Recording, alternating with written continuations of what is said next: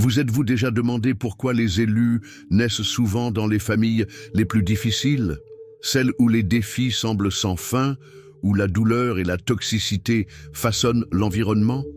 Aujourd'hui, nous allons explorer ce mystère qui touche tant d'âmes sensibles. Préparez-vous à un voyage profond qui pourrait changer votre perspective sur votre propre histoire. Si vous pensez que votre famille a été le premier obstacle majeur dans votre vie, sachez que vous n'êtes pas seul. De nombreuses personnes porteuses d'une énergie unique, d'un but particulier, ont des histoires similaires. Mais pourquoi cela se produit-il? S'agit-il d'une coïncidence ou d'une raison plus importante? Cette vidéo vous aidera à comprendre et, plus important encore, à trouver un sens à ce que vous avez vécu. Imaginez ceci. Vous, avec votre sensibilité et votre force intérieure, grandissant dans un environnement qui semble remettre en question tout ce que vous êtes. Ce n'est pas le fruit du hasard. Il y a quelque chose de puissant dans la façon dont l'adversité peut façonner une âme. Aujourd'hui, nous allons découvrir comment et pourquoi cela se produit, d'une manière que vous n'avez jamais entendue auparavant.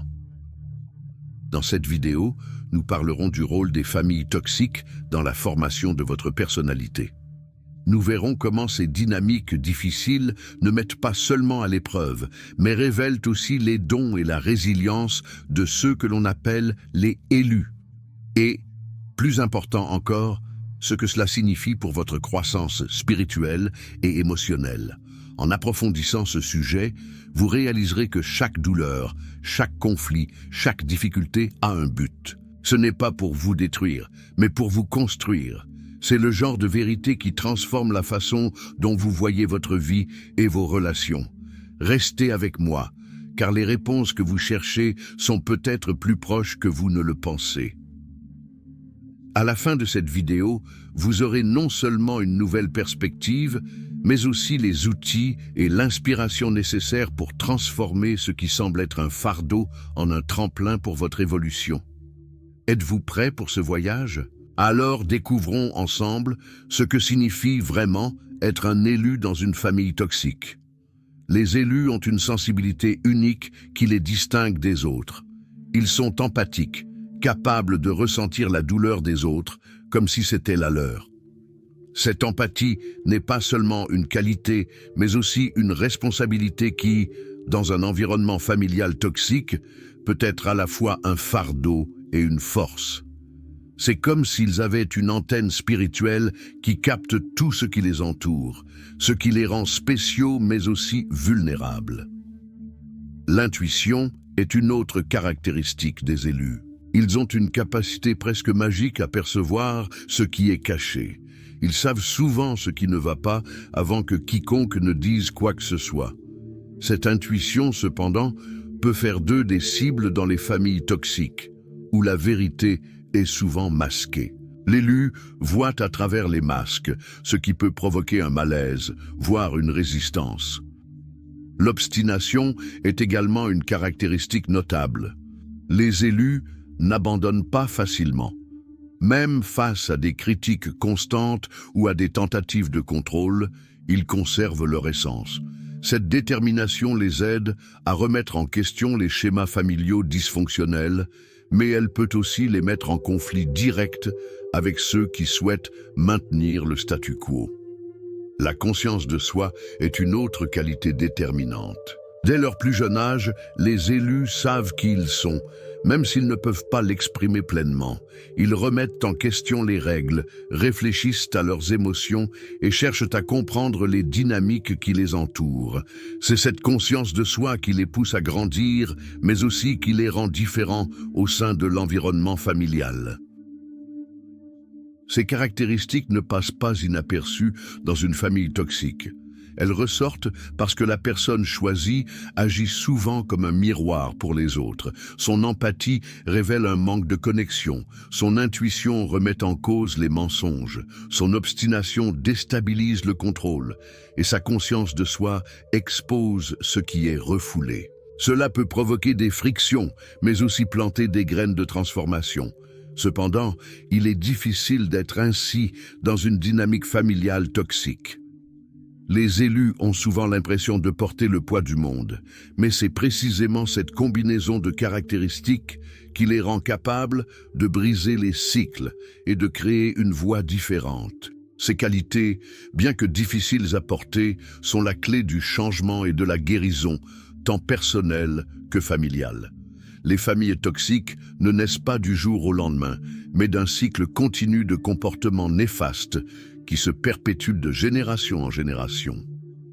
Dans une famille toxique, la manipulation est souvent un outil courant. Le manipulateur peut sembler aimant, mais ses intentions sont axées sur le contrôle. Il utilise des mots et des actions pour induire la culpabilité ou la confusion, ce qui rend difficile pour les membres de la famille de savoir ce qui est réel et ce qui ne l'est pas. Le contrôle est une autre caractéristique essentielle. Il peut être déguisé en attention ou en préoccupation, mais au fond, il s'agit de restreindre la liberté de l'autre personne. Un membre de la famille peut essayer de modeler les choix des autres, en leur dictant comment vivre leur vie, ce qu'ils doivent ressentir ou même qui ils doivent aimer. Ce comportement étouffe l'autonomie et l'identité des individus et empêche les personnes choisies de s'exprimer pleinement. Le manque d'empathie est peut-être l'une des plus grandes blessures d'une famille toxique. Lorsque les membres de la famille ne peuvent pas se mettre à la place des autres, l'espace réservé à la douleur et aux sentiments d'autrui devient étroit. Cela crée un environnement où les émotions sont minimisées ou ignorées. Les personnes sensibles et empathiques ressentent profondément ce manque de compréhension, comme si elles vivaient dans un monde parallèle où personne ne se soucie vraiment d'elles. Les critiques constantes jouent également un rôle crucial. Dans les familles toxiques, au lieu du soutien, ce sont les jugements qui prévalent. Les moindres gestes sont observés et souvent ridiculisés. La recherche de l'approbation ne s'arrête jamais et les paroles négatives restent gravées dans l'esprit. Non seulement cela nuit à l'estime de soi, mais cela perpétue aussi le sentiment que rien de ce que l'on fait ne sera suffisant. Ces familles projettent souvent leur douleur sur les autres. Au lieu de regarder vers l'intérieur et de reconnaître leurs propres fautes et échecs, elles transfèrent leurs frustrations et leurs souffrances sur ceux qui les entourent. Cela crée un cycle constant de douleur, où personne n'est vraiment entendu ou compris. L'élu, avec son empathie et sa conscience de soi, ressent cela intensément et se retrouve au milieu d'un conflit qui n'est pas le sien, mais celui du système familial dans son ensemble. De nombreuses familles toxiques ne disposent pas des outils nécessaires à la croissance émotionnelle. Sans une compréhension profonde de la façon de gérer les émotions ou de résoudre les conflits de manière saine, elles s'enlisent dans des schémas destructeurs. Ces cycles, sans interruption, deviennent un fardeau, non seulement pour les individus concernés, mais pour l'ensemble de la structure familiale. Lorsque l'élu entre en scène avec son désir de changement, c'est comme si une nouvelle énergie remettait en cause la stagnation. Et c'est précisément à ce moment-là que les conflits surgissent. Pourquoi les élus, avec leur sensibilité et leur force, se retrouvent-ils dans des familles toxiques? La réponse, bien que difficile, réside dans le pouvoir de transformation de l'adversité. Les environnements toxiques ne sont pas faciles à vivre, mais ils forgent quelque chose d'unique dans l'âme des élus, la résilience. C'est comme si la douleur et la souffrance façonnaient leur capacité à se relever, les rendant plus forts, plus sages et mieux préparés à affronter les défis que la vie leur lance. Au lieu de s'effondrer face à l'adversité, les élus grandissent. Ils apprennent à voir la douleur comme un catalyseur de changement. Chaque bataille émotionnelle est une leçon, chaque défi familier, une opportunité de transformation. C'est dans cet environnement que la résilience s'épanouit. Les élus deviennent comme des arbres robustes aux racines profondes, capables de résister aux tempêtes sans perdre leur essence. En outre, les élus agissent comme des briseurs de cycles. Ils ne sont pas là pour suivre les mêmes règles destructrices que leurs ancêtres. Lorsqu'ils se heurtent à des schémas familiaux préjudiciables, quelque chose en eux les pousse à s'interroger et à se remettre en question. Ils n'ont pas peur de briser ces cycles, même si cela signifie aller à contre-courant, même si cela provoque une résistance. Et c'est souvent là que le conflit survient. En remettant en cause les normes familiales, ils deviennent des cibles. Cette résistance des familles toxiques au changement est compréhensible, mais pas justifiée. Le changement peut faire peur, surtout lorsqu'il menace le contrôle que ces familles tentent de maintenir. Les élus, avec leur énergie transformatrice, représentent une menace pour un système déjà piégé dans des schémas négatifs. C'est pourquoi beaucoup sont considérés comme différents, voire indésirables, au sein de leur famille. Mais en réalité, ils sont les agents de transformation dont cette famille a besoin. D'un point de vue spirituel, certains croient que les élus naissent exactement là où l'on a le plus besoin d'eux. En profondeur, on peut comprendre que leurs âmes ont été guidées dans ces familles toxiques dans un but plus important: guérir, transformer, briser les cycles de la douleur et aider à créer une nouvelle énergie. Cette vision est réconfortante, car elle montre que l'adversité n'est pas une punition, mais une opportunité pour les élus de remplir leur mission divine. Aussi difficile qu'il puisse être, ce processus de naissance dans une famille toxique est, dans de nombreux cas, le premier pas sur le chemin de l'illumination et de la découverte de soi. L'élu a pour mission non seulement de surmonter la douleur, mais aussi de la transformer en quelque chose de puissant. À travers ce processus, il apprend à utiliser ses caractéristiques uniques: empathie, intuition, obstination et conscience de soi, pour apporter la guérison et l'équilibre là où ils sont le plus nécessaires. Grandir dans une famille toxique permet de tirer des leçons profondes, parfois douloureuses, mais extrêmement puissantes. La première d'entre elles est l'empathie. Lorsque vous traversez des situations difficiles, il est naturel qu'à un moment donné, vous ayez besoin de regarder les autres et d'essayer de comprendre leurs motivations, même lorsqu'ils vous font du mal. L'élu apprend que, même si c'est difficile, les personnes qui vous blessent ne font que projeter leur propre douleur et leur propre peur. Cette compréhension permet non seulement de guérir, mais aussi d'ouvrir un espace de pardon et de libération. Apprendre à reconnaître et à fixer des limites est une autre leçon cruciale. Dans un environnement toxique, l'énergie qui vous entoure peut être épuisante et les intentions des autres peuvent être suffocantes. Les élus, tout au long de leur parcours, apprennent à dire non de manière saine, à protéger leur énergie et à ne pas se laisser consumer par les schémas destructeurs qui les entourent. Il ne s'agit pas d'égoïsme, mais d'un acte de soin de soi. Lorsque vous commencez à définir vos limites, vous commencez à vous respecter et à comprendre que vous méritez un espace sûr pour vous épanouir. Ce voyage est également une invitation à l'indépendance. Grandir dans un environnement toxique peut être étouffant, mais c'est aussi l'occasion d'apprendre à se faire confiance. Les élus développent leur force et leur confiance en eux, car, dans l'adversité, ils n'ont pas d'autre choix que d'aller de l'avant.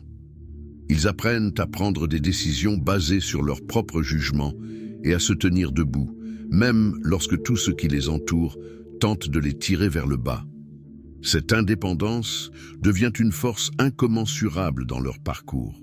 En outre, les élus ont la capacité de briser les cycles. Ils voient les schémas qui se répètent dans la famille, les mêmes disputes, les mêmes erreurs, et décident qu'ils ne suivront pas le même chemin. Ils sont les agents du changement, ceux qui disent « ici et maintenant, tout cela s'arrête, je suis le tournant ». Cette capacité à briser les cycles est l'un des plus grands dons des élus, car non seulement ils se libèrent, mais ils ouvrent la voie aux générations futures pour qu'elles vivent différemment. Ces leçons ne sont pas faciles à apprendre, mais elles sont essentielles à la croissance et à la transformation. Chaque défi est une occasion de devenir plus fort et, à la fin, l'élu devient quelqu'un capable de créer sa propre réalité, libre des liens du passé. Si vous êtes sur ce chemin, sachez que vous êtes sur la voie de l'évolution, non seulement personnelle, mais aussi spirituelle. As-tu déjà eu l'impression de ne pas appartenir à ta propre famille, comme s'il y avait en vous quelque chose de différent de tous ceux qui vous entourent? Ce sentiment de déconnexion peut être l'un des premiers signes que vous êtes un élu dans une famille toxique. Souvent, les élus ont l'impression d'être sur un chemin à part, comme si leur âme était destinée à quelque chose de plus grand que la dynamique familiale qui les entoure. Et ce sentiment de non-appartenance peut être la clé de l'éveil. Une autre caractéristique des élus est la tendance à remettre en question les règles ou les dynamiques familiales qui semblent injustes. Si vous vous retrouvez souvent à remettre en question des normes ou des comportements que vous considérez comme néfastes, c'est un signe clair que vous avez une vision plus large de la vie. Alors que d'autres se contentent d'accepter les choses telles qu'elles sont, les élus ressentent le besoin de comprendre le pourquoi des choses. Et lorsqu'ils se rendent compte que quelque chose ne va pas, ils n'hésitent pas à remettre en question ces schémas, voire à les briser. Vous êtes-vous déjà vu dans le rôle du pacificateur ou, au contraire, du bouc émissaire de la famille? Dans les familles toxiques, les élus endossent souvent l'un ou l'autre de ces rôles. Le pacificateur tente de maintenir la paix, sacrifiant souvent son propre bonheur pour éviter les conflits. Le bouc émissaire, quant à lui, est la personne sur laquelle la famille projette ses propres problèmes et qui est injustement accusée de tout ce qui va mal. Ces rôles peuvent être lourds, mais ils révèlent aussi la capacité profonde des élus à gérer l'énergie et les défis familiaux. Une caractéristique très commune des élus est l'impulsion de rechercher l'auto-guérison. Si vous ressentez un besoin constant de grandir émotionnellement et spirituellement, de suivre une thérapie, de méditer ou de pratiquer la connaissance de soi, c'est un signe clair que vous êtes sur un chemin de guérison. Les élus ressentent souvent le besoin de se guérir eux-mêmes pour pouvoir guérir les autres. Ce désir de guérison ne se limite pas à eux-mêmes, mais s'étend au désir d'aider les autres à guérir également. Cette quête de guérison peut être une mission de vie, et de nombreux élus deviennent des facilitateurs de cette transformation, que ce soit par l'art, la thérapie, le conseil spirituel ou d'autres moyens. Le besoin de s'améliorer, d'évoluer et de se transformer ne concerne pas seulement eux-mêmes, mais a un impact plus important qui se répercute sur les générations futures et sur ceux qui les entourent. Si vous vous reconnaissez dans l'un de ces signes, sachez que vous n'êtes pas seul. Le chemin de l'élu peut être solitaire et difficile, mais il est aussi plein d'objectifs et de sens. Votre parcours de guérison est un cadeau, à la fois pour vous et pour le monde qui vous entoure. Si vous vous sentez concerné, n'hésitez pas à aimer cette vidéo et à partager vos expériences dans les commentaires. Votre histoire pourrait être la clé de la transformation d'autres personnes. Le premier conseil pour faire face à la situation et entamer le processus de guérison est de comprendre que le comportement toxique de votre famille n'est pas de votre faute. Nous grandissons souvent avec la fausse croyance que nous sommes en quelque sorte responsables du comportement destructeur des autres. Cependant, la vérité est que la douleur et les schémas familiaux ne sont pas de votre ressort. Libérez-vous de ce fardeau. Ce que font les autres rejaillit davantage sur eux que sur vous. Fixer des limites claires et fermes est l'une des actions les plus puissantes que vous puissiez entreprendre. Les limites ne consistent pas seulement à dire non lorsque quelque chose n'est pas acceptable, mais aussi à protéger votre énergie. Si vous avez l'impression d'être aspiré émotionnellement, il est temps de créer des barrières saines. Cela peut être difficile, surtout dans une famille toxique où la résistance au changement est fréquente.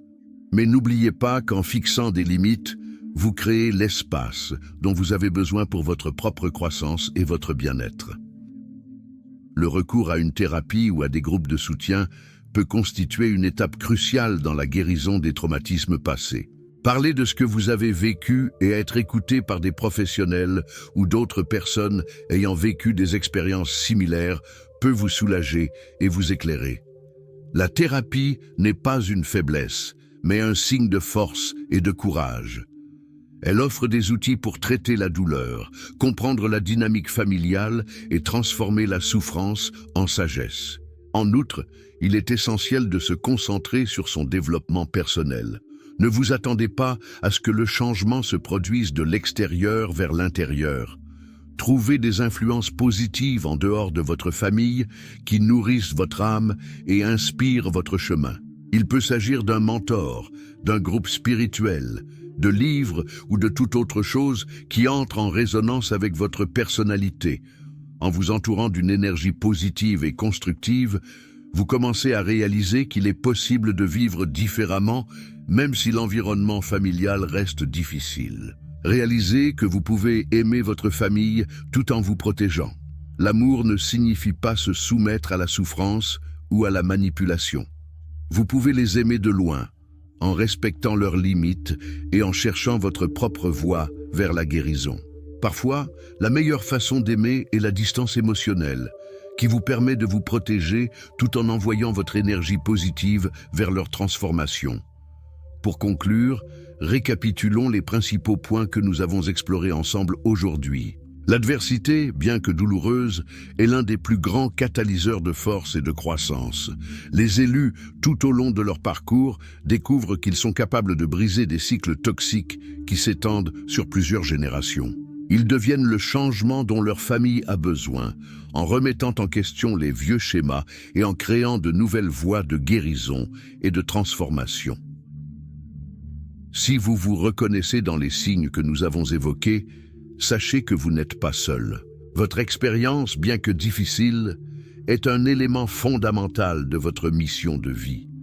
Vous avez le pouvoir de guérir, de renforcer et de créer une réalité plus saine pour vous-même. Chaque pas que vous faites vers la connaissance de soi et l'auto-guérison est un pas de plus vers l'équilibre et la paix que vous méritez. Rappelez-vous donc, vous avez en vous le pouvoir de transformer votre vie et de briser les cycles qui ne vous servent plus. Peu importe que vos débuts aient été difficiles, ce qui compte, c'est ce que vous faites à partir d'ici. Vous êtes maître de votre parcours et chaque jour est une nouvelle occasion de réécrire votre histoire. Si cette vidéo vous a touché au cœur et que vous pensez qu'elle peut aider d'autres personnes, n'hésitez pas à la partager. Souvent, en partageant notre propre histoire, nous aidons les autres à comprendre la leur. Ensemble, nous pouvons créer un réseau de soutien et de transformation. Si vous ne vous êtes pas encore abonné, faites-le maintenant et n'oubliez pas de laisser un like. Votre énergie positive est la force qui permet à cette chaîne de continuer à proposer un contenu qui touche l'âme.